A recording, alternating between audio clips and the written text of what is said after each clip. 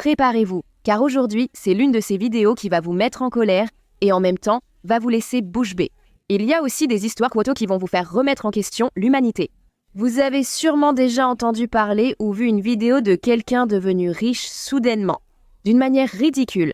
Et sur le moment, vous vous êtes dit « Pourquoi je n'y ai pas pensé avant ? Pourquoi je n'ai pas eu cette idée si simple plus tôt ?» Chacun sait que pour devenir riche, il faut généralement travailler dur, économiser, investir et saisir les opportunités. Aujourd'hui, je vais vous parler de personnes devenues millionnaires de façon plus simple, astucieuse et parfois douteuse. Payeriez-vous $1 million, soit 5 millions de réés, pour cette image ? Eh oui, mon beau peuple. Pendant que tu regardes cette vidéo, alors que tu devrais déjà être en train de dormir parce que tu dois te lever tôt pour travailler demain, tu regardes quand même. Tu nous observes discrètement dans les toilettes, en évitant ce manager pénible. Il y a des gens qui deviennent millionnaires en vendant les choses les plus bizarres et en ayant aussi les idées les plus surprenantes du monde. Les histoires d'aujourd'hui sont variées. Mais vous n'allez pas croire ce que cette femme a vendu dans ce pot, qui lui a permis de gagner $200 000, soit environ 1 million de réés.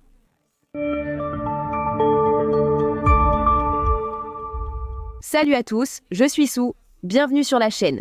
Si comme moi vous aimez les histoires, effets divers étranges, les théories du complot et curiosités folles, n'oubliez pas de vous abonner à la chaîne et d'activer la cloche de notification pour ne rien manquer. Et aimez, commentez, partagez, parce que tout cela aide beaucoup de monde ici sur la chaîne. D'accord ?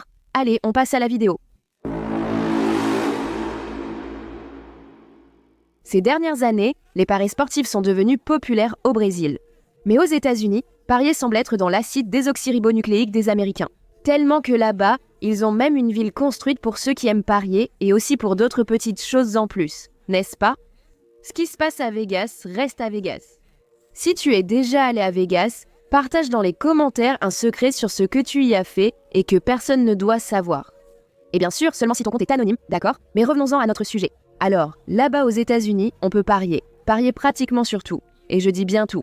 En plus de parier sur l'équipe qui va gagner un match, on peut parier si le ballon va toucher le poteau pendant le jeu. Si la pièce que l'arbitre lance va tomber sur face ou pile, quelle sera la couleur du Gatorade que les joueurs renverseront sur l'entraîneur de l'équipe gagnante ? Combien de secondes pour chanter l'hymne national ? Tout. Même combien de fois les célébrités seront filmées et apparaîtront sur l'écran géant du stade. On peut même parier sur qui va gagner l'élection présidentielle du pays. Yuri Andrade, 31 ans, habitant de Boca Raton, en Floride, est l'un de ces Américains qui adorent parier sur tout. Et en 2021, il a vu une opportunité qu'il ne pouvait pas laisser passer. Un site de paris et plusieurs opérateurs clandestins de paris proposaient un pari qui payait 7 fois et demi la mise. Si un supporter envahissait le terrain et se mettait à courir pour échapper aux agents de sécurité, tu vois ce que je veux dire, non ? Dans certains cas, les joueurs étaient plutôt contents de l'invasion. Regarde la tête des joueurs de tennis. Il a donc misé $50 000, soit 250 000 réés, sur le fait que quelqu'un envahirait le terrain pendant ce Super Bowl. Il a sollicité l'aide de plusieurs amis et placé divers petits paris sur différents sites, casinos et opérateurs illégaux afin de rester discret. S'il gagnait le pari, il empocherait $375 000, soit l'équivalent d'environ 2 millions de réés. Et là, tu me demandes pourquoi les sites de paris payaient autant pour ce pari ? Eh bien, parce que la sécurité lors des matchs du Super Bowl est l'une des plus strictes au monde. Et comme ils savent qu'il y a toujours un petit malin qui veut devenir célèbre en courant sur le terrain, la sécurité autour de la pelouse est renforcée.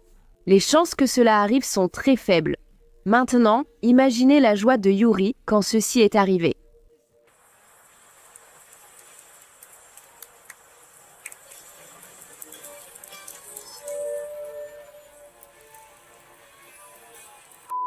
Eh oui mes amis, un homme a envahi le terrain en portant un maillot de bain rose coincé dans les fesses.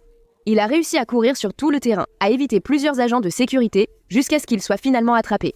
L'homme a été arrêté, a passé la nuit en prison, puis libéré le lendemain avec une amende de $500. Mais voici le rebondissement. Et peut-être que certains d'entre vous ont déjà deviné ce qui s'est passé.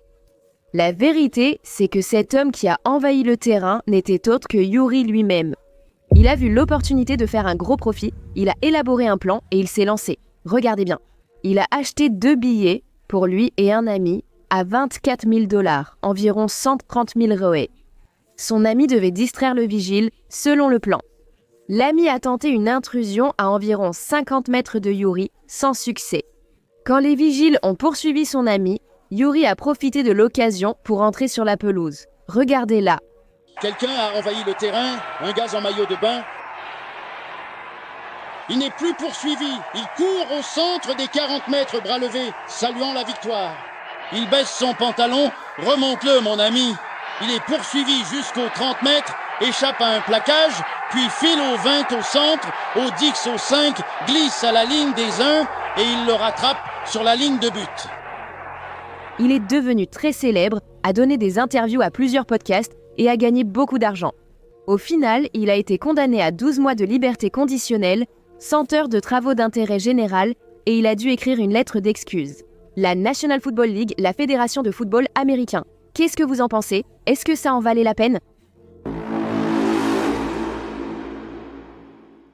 En 2005, il y a 20 ans. À l'époque, Internet était très différent d'aujourd'hui. Les réseaux sociaux en étaient à leur début. Facebook venait d'être créé il y a seulement un an et YouTube venait tout juste d'être lancé. Les fameux influenceurs n'existaient pas encore. Ah, c'était le bon vieux temps. Le terme « viralisé » était encore peu connu. C'est dans ce contexte que je vous présente Alex Steele, un jeune Britannique de 21 ans. À l'époque, Alex s'était déjà montré quelqu'un de différent depuis son enfance. Il disait qu'un jour il serait riche. Enfant, il vendait à ses amis à l'école des bandes dessinées qu'il dessinait lui-même pour 5 livres chacune. Au lycée, il étudiait en internat et faisait passer des chocolats en contrebande aux autres élèves, ce qui lui rapportait pas mal d'argent. Après l'école, il s'est consacré à sa passion, le beatbox. Mais il n'était pas très doué comme rappeur. Il a néanmoins saisi une opportunité en lançant le premier site et forum dédié au beatbox. Après quelques mois, il a vendu le site et a fait un bon bénéfice. Tu vois, on voit déjà qu'Alex avait un esprit d'entrepreneuse et pensait différemment, non? En 2005, à 21 ans, elle était désespérée car elle n'avait pas d'argent pour payer son cours de gestion d'entreprise à l'université de Nottingham. Elle a dit qu'elle en avait assez de ne pas avoir d'argent et qu'elle avait besoin d'en gagner, beaucoup et vite. Moi aussi, je le voulais. Elle a passé tout un après-midi à réfléchir et à élaborer plusieurs plans, jusqu'à ce qu'elle ait une idée très simple et en même temps très surréaliste. Pour bien comprendre, je dois d'abord expliquer à ceux qui ignorent comment sont créées les images sur ordinateur. Les images bancaires sont composées de milliers de points colorés qui, placés côte à côte, forment l'image. On appelle ces petits points des pixels.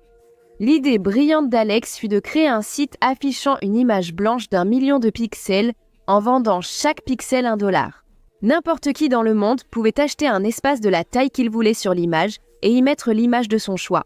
Chaque image pouvait aussi renvoyer vers un site web choisi par le propriétaire. Alex a fait la promotion de ce site qui resterait en ligne pour toujours et c'était une occasion d'acheter une place dans l'histoire d'Internet. Il a appelé le site La Page à $1 million. En vendant tous les espaces de l'image, il gagnerait $1 million. Au début, il a vendu quelques espaces de sa famille et à ses amis proches qui ont mis des images aléatoires dans les espaces. Mais c'est là qu'il a montré à quel point il était intelligent. Rappelez-vous qu'à cette époque, il n'y avait pas ce phénomène de viralité sur Internet comme aujourd'hui. La plupart des choses qui devenaient connues et célèbres étaient diffusées sur les grands sites d'actualité. Il a donc utilisé les 1000 premiers dollars gagnés en vendant de l'espace à sa famille. Il a payé une agence de publicité et de presse pour créer un article sur ce fameux site. Cette agence a envoyé la nouvelle au plus grand site d'actualité du monde. Et c'est là qu'Alex a eu énormément de chance. Ça marche bien. En Angleterre, la British Broadcasting Corporation, l'une des principales chaînes d'information, a publié un article sur le site du $1 million. Le site a explosé du jour au lendemain. Les gens ont adoré l'idée et ont acheté des espaces. Tout le monde voulait rejoindre le premier site viral. Les sites d'actualité du monde entier ont aussi publié des articles, c'était top. Et même la chaîne américaine Cable News Network a payé un billet pour qu'Alex puisse aller aux États-Unis et participer à une émission télévisée. En un mois, il avait vendu un quart des espaces et gagné $250 000. Le site est devenu de plus en plus viral, atteignant jusqu'à 25 000 vues par heure. De grandes entreprises ont commencé à acheter des espaces sur le site pour promouvoir leur marque. Au final, en seulement 4 mois, Alex a vendu tout l'espace de l'image. Je veux dire, il a été encore plus malin. Pour augmenter ses gains, il a réservé les 1000 derniers pixels et les a vendus aux enchères sur eBay pour $38 000. Finalement, il avait tout vendu et en seulement 4 mois. Il avait transformé un investissement de $50 qui lui avait servi à créer le site en 1 037 000 $. Maintenant, fais ce calcul avec moi. Ajusté à l'inflation, ce million de dollars de 2005 vaut aujourd'hui 1,7 million de dollars. En 2025, ce qui équivaut à plus de 9 millions de réés aujourd'hui. Voilà, les amis. Pendant qu'on travaille dur avec notre contrat à durée indéterminée, ce filou a vendu une page blanche pour 9 millions de réés. On se plaint toujours, n'est-ce pas? Au final, après avoir gagné autant d'argent, Alex a abandonné l'université, a créé plusieurs autres entreprises, toujours en les vendant avec profit, jusqu'à ce qu'il fonde et crée l'application de méditation Calm. L'application est un succès et existe aujourd'hui en plusieurs langues, et elle est évaluée à 2 milliards de dollars. Si dans l'histoire précédente, Alex est devenu riche en vendant de l'espace virtuel, maintenant je vais te raconter l'histoire de l'homme qui a fait des millions en vendant des pierres. Oui, des pierres. En 1975, Gary Doll, alors publicitaire, ignorait qu'il allait bientôt devenir millionnaire. Regarde ça. Il était dans un bar avec quelques amis et certains d'entre eux étaient mariés et avaient des enfants.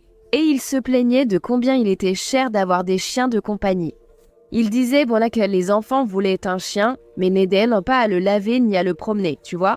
Gary plaisante en disant qu'avoir une pierre de compagnie serait mieux, car ça ne demande aucun effort ni risque, pas besoin de la nourrir ou qu'elle tombe enceinte.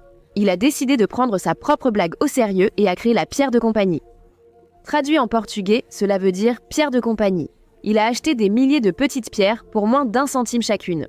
Le coup de génie, c'est qu'il a emballé la pierre dans une boîte en carton avec de la paille pour la protéger. Comme lorsqu'on achète un hamster de compagnie. La pierre de compagnie avait même un manuel humoristique avec des conseils pour en prendre soin. Regardez.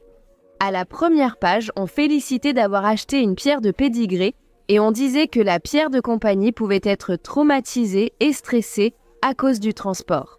Des conseils étaient donnés pour l'apaiser et d'autres pages expliquaient comment éduquer la pierre, lui apprendre des tours, etc. Un truc surréaliste. Il a vendu chaque pierre de compagnie 4 $. Et le plus fort, c'est qu'il a lancé cette pierre juste avant Noël 1975.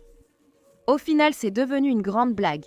Comme c'était assez bon marché, beaucoup l'ont acheté pour l'offrir en cadeau, souvent comme blague à leurs proches. Ça a été incroyable. Nous avons envoyé nos premières Pet Rocks au magasin le 1er octobre et d'ici Noël, nous aurons vendu bien plus d'1 million d'unités. Ah, ce genre de choses n'arrive tout simplement pas. Au final, en quelques mois, il a vendu 1,5 million de pierres, générant un chiffre d'affaires total de 6 millions de dollars.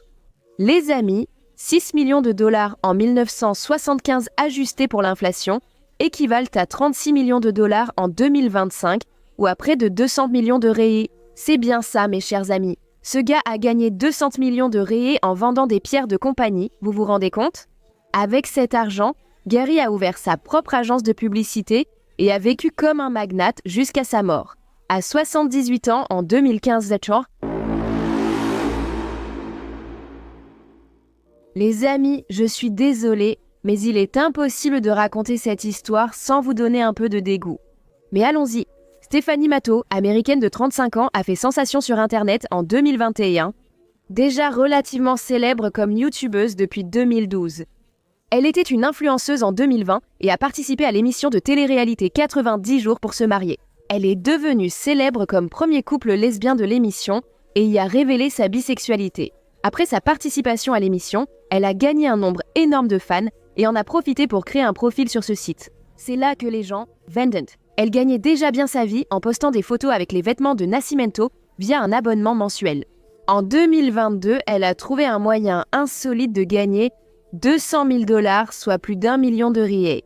Je vais la laisser expliquer comment elle a fait. Regardez. Salut à tous. Aujourd'hui, je vous montre la journée d'une fille qui vend des pets en bocal.